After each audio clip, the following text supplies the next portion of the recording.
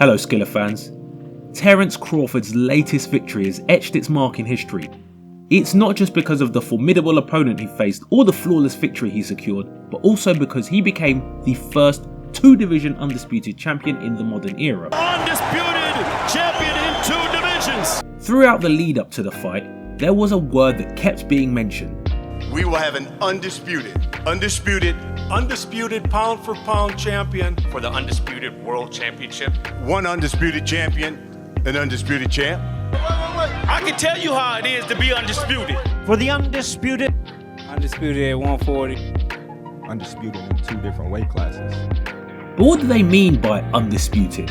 And why does it carry such significance for boxers? Well, let's find out.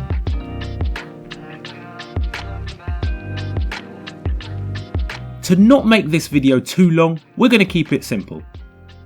As you may already know, there are a bunch of belts in boxing, too many to even keep track of, so we'll focus on the primary ones: WBA, WBC, IBF and WBO.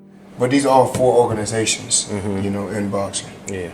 Just to provide context, the WBA was the pioneer boxing organisation, followed by the WBC, then the IBF, and the most recent addition, the WBO. Now, as there are so many belts, there can also be multiple champions in the same weight class, but many champions also means no real champion. So how do you become undisputed champion? By winning all the major belts in a weight class. As we mentioned, throughout the years, new belts have been piling up. That means that back then it was easier to become undisputed, but also more difficult to become champion. This is garbage. I can say I bled for garbage.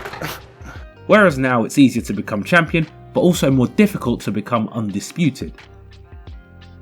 In the modern era, also referred to as the 4-belt era, there are only a few boxers that have achieved undisputed status. First one was Bernard Hopkins, then Jermaine Taylor, Terence Crawford, Alexander Usyk, Josh Taylor, Canelo Alvarez, Devin Haney, and Naoya Inoue. But none of them were able to become undisputed in 2 weight classes, until July of 2023, where, after becoming undisputed in the super lightweight division, Terence unified all 4 belts, this time in the welterweight division.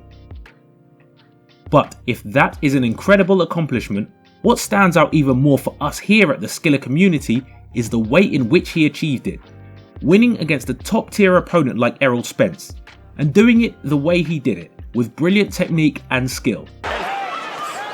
So Floyd might be able to tell us he's stumbling and he hasn't been hit. Now the 7th. A big shot! Down goes Spence! But we would love to know your opinion. Do you think Errol can make a comeback? What do you think of being undisputed? Let us know in the comments.